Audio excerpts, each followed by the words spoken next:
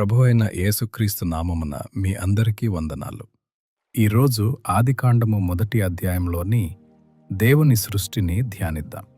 ప్రపంచం ప్రారంభంలో మొట్టమొదట దేవుడు ఆకాశాన్ని, భూమిని సృష్టించాడు. అయితే అప్పటికి భూమికి ఒక ఆకారం లేదు. నిరాకారంగా, శూన్యంగా ఉంది. ఎటు చూసినా గాఢ అంధకారం, కటిక చీకటి ఆ మహాసముద్రాన్ని ఆవరించి ఉంది. అప్పుడు దేవుని ఆత్మ ఆ నీళ్ల మీద సంచరిస్తూ ఉంది. ఆ నిశ్శబ్దంలో దేవుని స్వరం వినిపించింది. దేవుడు, వెలుగు కలుగునుగాక అని పలికాడు. అంతే, వెలుగు ప్రకాశించడం మొదలైంది. దేవుడు ఆ వెలుగును చూశాడు. అది ఆయనకు ఎంతో చక్కగా కనబడింది. అప్పుడు దేవుడు ఆ వెలుగును చీకటి నుండి వేరు చేశాడు. వెలుగుకు పగలు అని, చీకటికి రాత్రి అని పేరు పెట్టెను. అస్తమయమైంది. ఆ తరువాత ఉదయమైంది. ఇది మొదటి రోజు. రెండవ రోజున దేవుడు జలములను 2 భాగాలుగా చేయుటకు అంతరిక్షముండునుగాక అని పలికాడు. కనుక దేవుడు అంతరిక్షాన్ని చేసి, కొంత నీరు గాలికి పైగాను, కొంత నీరు గాలికి కిందను ఉండునట్లుగా నీళ్లను వేరుపరిచాడు. దేవుడు ఆ అంతరిక్షానికి ఆకాశం అని పేరు పెట్టాడు. అస్తమయమైంది. ఆ తరువాత ఉదయమైంది. రెండవ రోజు పూర్తయింది. మూడవ రోజున ఆకాశం కింద ఉన్న నీరు ఒక్కచోట చేరి పొడి నేల కనబడునుగాక అని దేవుడు ఆజ్ఞాపించాడు. అలాగే జరిగింది.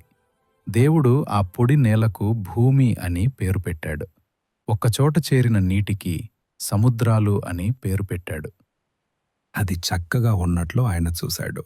అంతటితో ఆగక భూమి గడ్డిని, ఆహార ధాన్యపు మొక్కలను, ఫలవృక్షాలను మొలిపించునుగాక అని దేవుడు పలికాడు.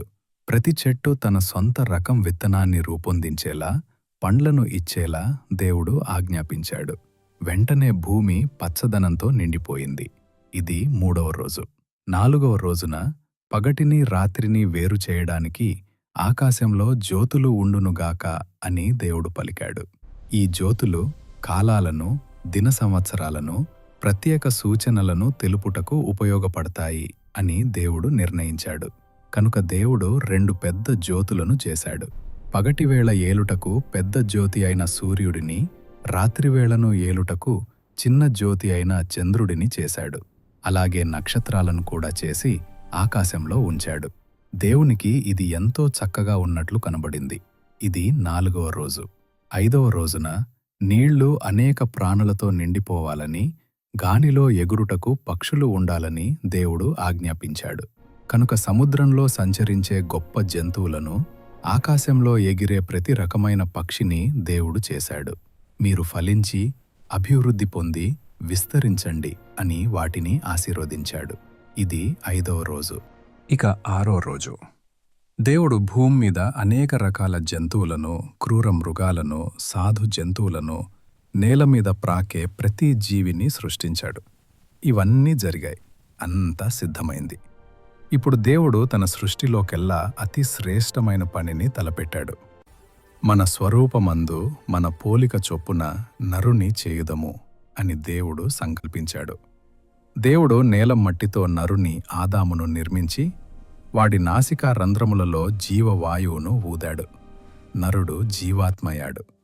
అయితే నరుడు ఒంటరిగా ఉండటం మంచిది కాదని దేవుడు భావించాడు.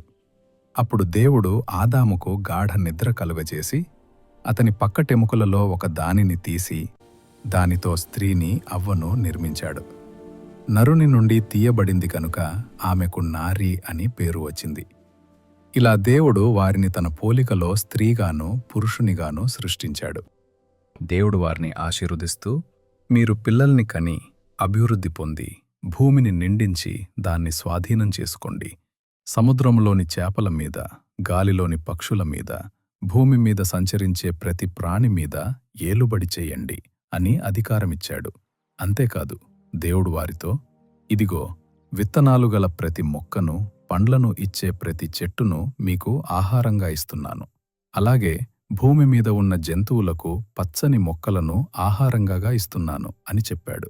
దేవుడు తాను చేసినది అంతా చూశాడు. అది చాలా చక్కగా ఉన్నట్లు ఆయనకు కనబడింది. అస్తమయమైంది. ఆ తరువాత ఉదయమైంది. ఇది 6వ రోజు.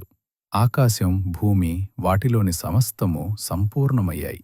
7వ రోజున దేవుడు తన పని ముగించి విశ్రమించాడు. ప్రియమైన వారలారా, ఇంత అద్భుతమైన సృష్టిని మనిషి కోసం సిద్ధం చేసిన దేవుడు ఆదాము హవ్వల కోసం ఒక ప్రత్యేకమైన తోటను వేశాడు. అదే ఏదెను తోట. అయితే దేవుని పోలికలో చేయబడిన మనిషి ఆ తోటలో ఎందుకు పడిపోయాడు? సాతాను మనిషిని ఎలా మోసం చేశాడు? మన బైబిల్ సిరీస్లో 2వ భాగమైన ఏదెను తోట మనిషి పతనం వీడియోలో ఆ ఆసక్తికరమైన విషయాన్ని తెలుసుకుందాం. ఈ ఆత్మీయ ప్రయాణంలో మీరు మాతో కలిసి సాగాలనుకుంటే ఈ ఛానల్ని సబ్స్క్రైబ్ చేసుకోండి. దేవుని కృప మీకు తోడై ఉండునుగాక.